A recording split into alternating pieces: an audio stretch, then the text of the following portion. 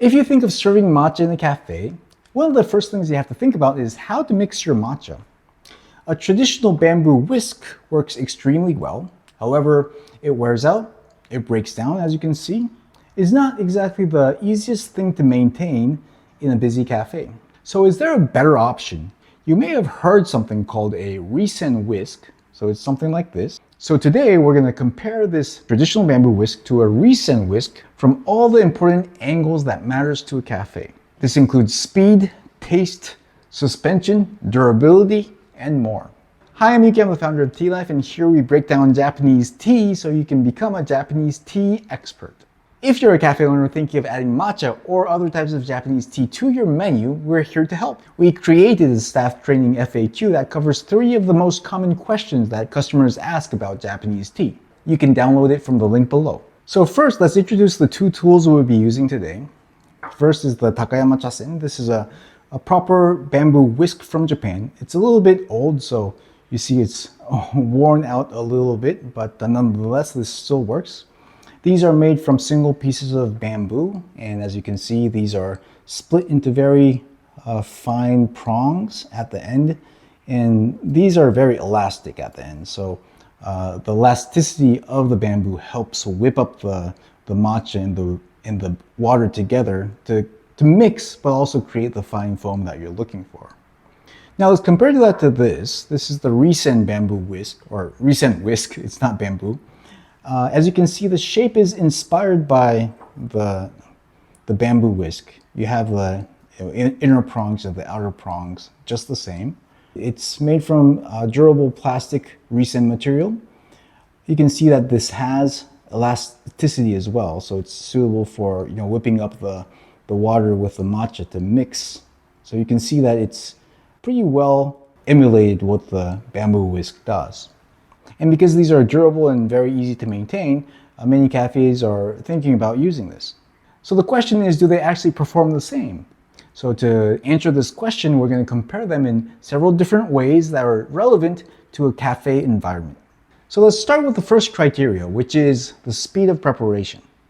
Now this is obviously a very important criteria for a cafe because you don't have the luxury of using a long time to whisk up each bowl of matcha in a cafe environment. You have to be a lot more efficient. So we'll measure how fast each of these whisks can whip up a bowl of matcha with a decent foam. So what we're going to measure here is how long it's going to take for each of these whisks to properly mix the matcha completely and also create a decent layer of form. So that's the end goal we're going to try to achieve. Now, the speed of mixing will also depend on how you prepare the powder as well. So here we're going to try 2 different ways of preparing the powder. First, we'll just use powder and then mix it with hot water and try to foam it. So that's more of the traditional way. The second approach we're going to take is more of a hack where we mix the matcha powder with a little bit of room temperature water to create like a paste. And then on top of that, we'll add a little bit more water, a bit more hot water this time. That's a way to mix the matcha without having the powder remaining in the mixture. So today we'll be using this matcha. It's called the Sen matcha. I call this entry-level usucha grade matcha.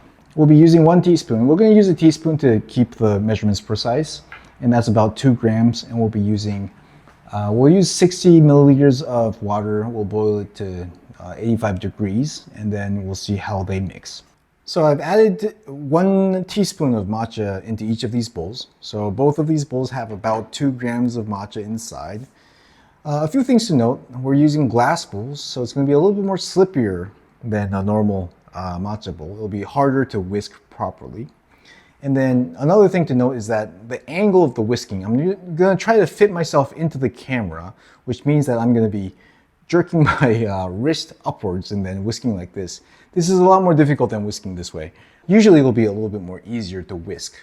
One of the difficult things about this experiment is trying to make it fair, right? Trying to keep it, to measure the point at which it's properly mixed for each of these. It's a little bit hard to tell, but I'll try to do my best. Having said that, I have done this experiment several times, so I do have a pretty good feel for how this turns out, but this is 60 milliliters of water, and once I put this in, I'll start the timer. So I put this in, I'm going to start the timer, and then I'm going to take the whisk, I'll do the circular motion to try to capture all the bits and pieces of matcha. And then I'll try to whisk now.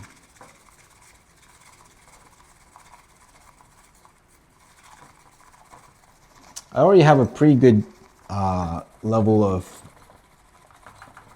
foam. I'm going to start to try to crush the surface pieces. 27 seconds. Okay, we're at 27 seconds. Here we go. Looks pretty good. I was in a rush, but I think it's a pretty good consistent foam here. Nothing remaining around the table, so I think that's okay. All right. Now let's try the Resin whisk side here. I'll measure another 60 milliliters. And then I will start. So I will try to get the surrounding pieces first. All right. Now let's start the whisk.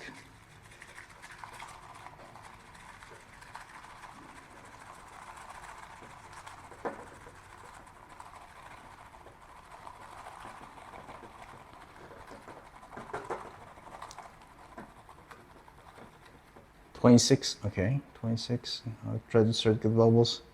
Okay, 33. About 33 seconds. Okay, and let's see how this went. I have some, what do you call it, matcha particles left in the surrounding of the bowl, so not as consistent as I got with the normal whisk. Plus 5 seconds. Usually what happens, I'll be honest, I've done this several times. Usually I get like a plus 10 seconds, 5 to 10 seconds range. This is a little bit common. I didn't do a good job at capturing all these matcha particles, so usually this doesn't happen as much. But nonetheless, that's kind of, more or less that's what you see here. Okay, so in terms of speed, yes, the Chasen, the normal Chasen is a little bit faster, between 5 to 10 seconds. If you consider I should have captured all the small matcha bits here, maybe you can add another 5 seconds here. And then, so the Resin whisk will take another, plus 10 seconds compared to the Chasen. That's my conclusion here. One note I think I should add is that the Chasen is a little bit easier on the wrist, if that matters. So because these prongs are a little bit more, fine, when you whisk, there's less friction, and it doesn't strain the wrist as much as this Resin whisk, which the prongs you can see a little bit more thicker. So you get more friction, you get more pushback when you try to whisk it. And if you're trying to whisk for 40 seconds with this pushback, it does strain the wrist a little bit more than a Chasen. So if that matters, if you're doing lots of whisking per day, that might matter. That could be one factor that you can think about. Now let's look at the bubbles. As you can see, the bubbles are quite decent, at least the way it looks. It's hard to evaluate just by looking at the bubbles, but we'll see how they would differ in terms of taste once we drink it. But the bubbles do matter, especially if you're drinking pure matcha, and the reason is because the bubbles, it's oxygen, or it's air bubbles that kind of coat the astringency and the bitterness of the matcha. So what it does is it actually improves the mildness of the matcha and makes it easier to drink. So that's why these bubbles are quite important. Okay, now let's try to compare the taste of these two matchas. So I'm going to go with the traditional Chasen whisked matcha first.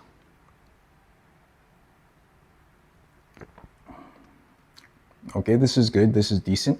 Very well mixed. No particles left over.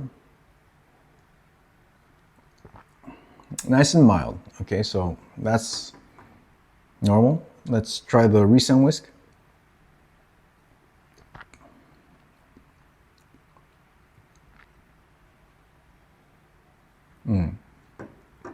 Let me go back here. So throughout my experiments, I think it's pretty consistent. There is a slight difference in the taste, and the taste comes from the difference in the texture of the bubbles, actually. Although the foam looks really similar for both of these, actually the foam coming from the Chasen is a lot more dense. So when you drink it, you see it's more mild. It feels more coated as opposed to the foam that's made from the recent whisk. It's a little bit more lighter. It's a little bit more thinner. More airy, if you will. So there is a little bit of difference. And the stronger foam, it helps reduce the astringency of the tea as well. So it does have an impact in terms of the taste. Now these are subtle differences. On a head-on comparison, yes, you can tell the difference. And honestly, I've been doing this experiment a few times. Every single time it does end up in a relatively similar result. So that's one thing to note. From a pure matcha perspective, the Chasen whisk creates better foam. However, depending on how you use your matcha, does that really matter? So if you're going to use your matcha for a latte, does that really matter? Probably doesn't. You won't be able to tell the difference here once you start to mix this with milk and sugar. It depends on the type of setup you require. Okay, now we're going to experiment the second type of matcha preparation. So give me a second. Okay, the second method is, again, we're gonna make a matcha paste first before we mix it with hot water, and that improves the consistency. It improves how easy it is to make the bubbles. So we'll see if that process will make a difference between the Chasen and the recent whisk. Now, each of these bowls already have 1 teaspoon of matcha each, and then I also added 10 milliliters of room temperature water each. So all I have to do is mix each of these with each of these whisks, and then create the paste. And then after that, I will add, since there's 10 milliliters of water in here already, I will add 50 more milliliters of water into the bowl, and then I'll finish whipping up the matcha. And I'll measure the whole process from creating the paste to whipping up the matcha. We will start with the traditional Chasen first again. Once I start to mix, I will start the timer. Okay, I'm starting to mix. Now, the idea here is I want to make sure that I reach a point where the paste has nice consistency and it creates a glow. Right, so I think we're there right now. So we will put the water inside and then we'll whisk. Okay. Okay, well, it's already done. So 26 seconds at this point. Again, I rushed it, but looks like this. Pretty consistent. Okay, now let's try the recent whisk. This is 25 seconds, right? Start. Okay.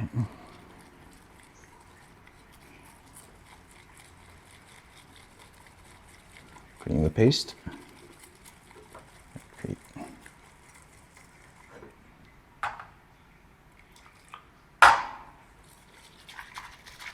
Ooh. Yeah, one of the things about the recent whisk is that the way that it bounces back is a little bit different. So it does have a tendency of splashing the matcha a little bit more. Okay, well, this is 29 seconds.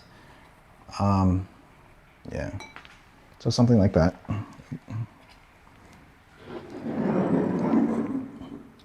Pretty well mixed, pretty well foamed.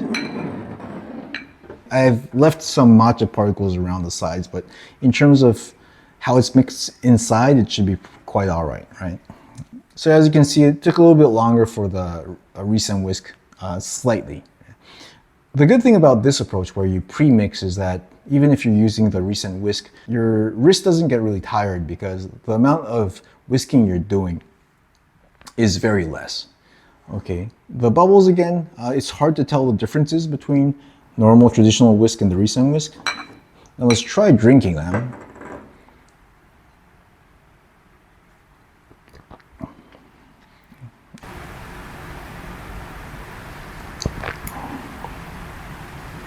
Yeah, I'd say similar, even if you take this approach. Similar to the previous experiment where I think the bubbles, excuse me, I think the bubbles that you get from the recent whisk are slightly a little bit more airy. So in terms of pure ability to mix up and whisk up a nice frothy cup of matcha, bowl of matcha, I would say the Chasen does a little bit better. However, as you can see, the recent whisk also does a very good job as well. And in terms of the liquid, there is no powder inside that's left over, that's remnant. So as a matcha whisking tool, it functions perfectly well. Now the next experiment we'll be doing is we're gonna add some milk inside here, and then we'll also add some ice, and then we'll layer the matcha, and we'll see how long the matcha layers will stay. The idea here is, depending on how well it's mixed, the matcha layers may not stay as long, and if it's mixed well, the matcha layer will be staying for a longer period. And it doesn't have, too much of a difference in terms of the taste of the matcha itself, but as a cafe, sometimes the presentation is important and you want to make the visual layers.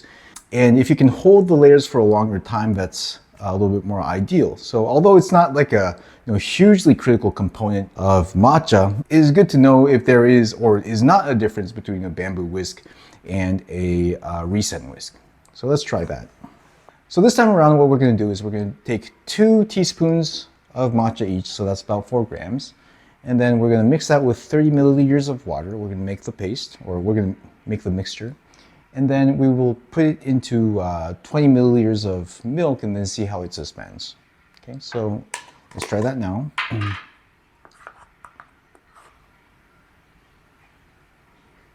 So we got 4 grams of matcha each. For each of these matcha, we will mix with 30 milliliters of water. And because it's thick, it's not going to create that foam that we just saw with the previous experiment this time around. The idea here is to mix the matcha as consistently as possible, and then we'll put it on the latte. Okay, I think I got it to a pretty consistent form here. Can you see? Okay, let's try this one, the Resin whisk. I think I have it pretty consistent here now, like that. Okay, so we'll add roughly 80 milliliters of milk.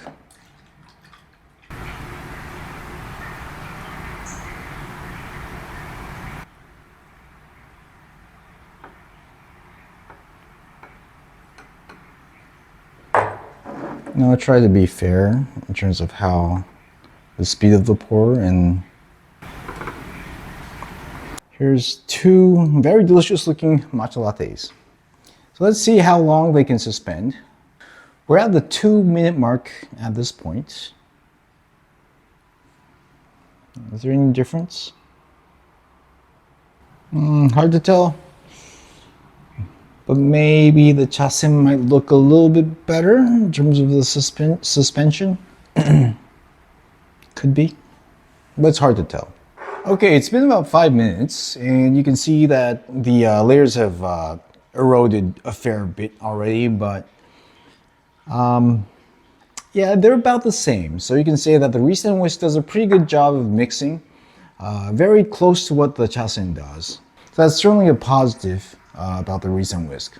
So we already covered the differences in the performance between a bamboo whisk and a Resin whisk. So let's first talk about some of the other practical advantages of the Resin whisk.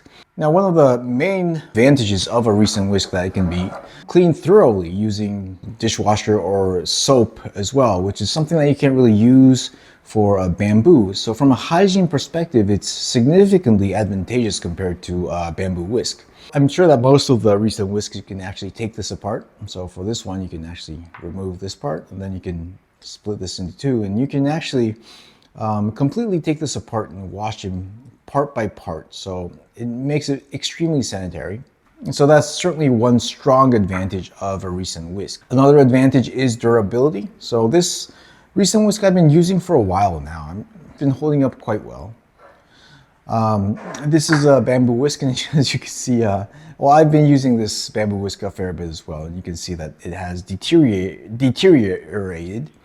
And in a cafe environment, I sure use a lot more than what I use here. So the durability of the Resin whisk is something that's a very strong advantage. Another point that's related to the hygiene is the usage flexibility. The good thing about the Resin whisk is you can also use the Resin whisk to mix with other things. So if you want to mix with the matcha with sugar beforehand, or if you want to mix the matcha paste with syrup beforehand, you can actually do that. It's hard to do that with the bamboo whisk because, again, you can't really wash with soap. So from a hygiene perspective, there's a limited use for the bamboo whisk. So in that sense, the Resin whisk has a very strong advantage there as well. Now let's think about some of the disadvantages of the Resin whisk. As I mentioned, it does take a little bit longer to whisk, albeit a few seconds longer. So if you're trying to whisk a proper usucha matcha, it does take 5 to 10 seconds, I would say, on average, a little bit longer to reach a similar point as you're using a chasen.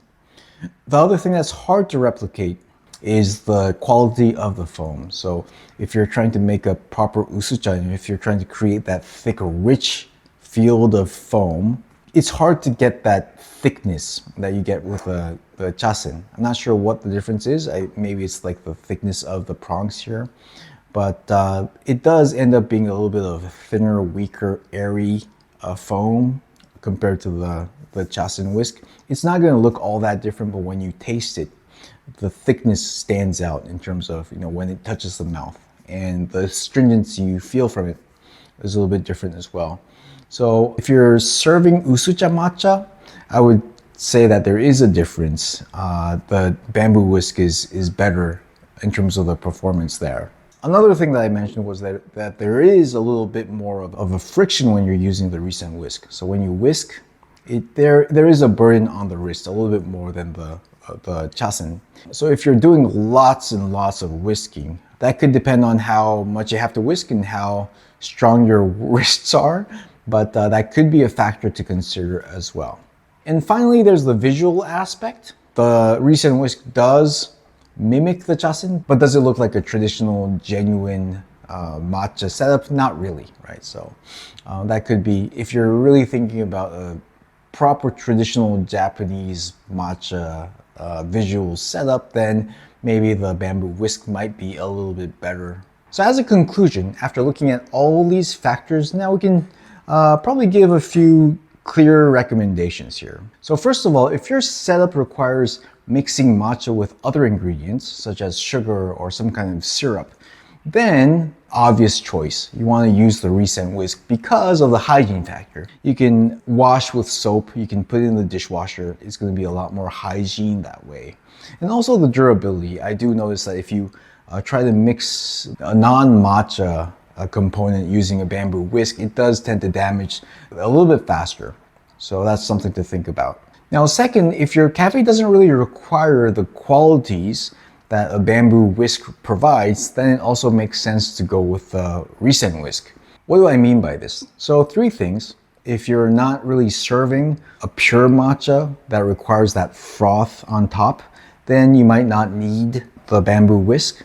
The second thing is more from a performance perspective. Remember how we said that for the chasen, it would probably require a few seconds less in terms of mixing, and there's a little bit of a less strain on the wrist as well. If those aren't really an issue, then you can go with a Resin whisk. The third consideration is the aesthetics. It would be an issue if it doesn't look like a proper bamboo whisk. Can it look like this and still be okay for your cafe setup? If that's okay, then certainly a Resin whisk would be a pretty good choice. So that's how I would think about this. So I hope this does give you some guidance and give you some information on whether you can use the Resin whisk or not. Thank you for watching. If you're a cafe owner thinking about adding matcha to your menu or any kind of Japanese tea to your menu for that matter, then we're here to help again. We also have a newsletter that you can sign up to that will talk about tips regarding Japanese tea at your cafe.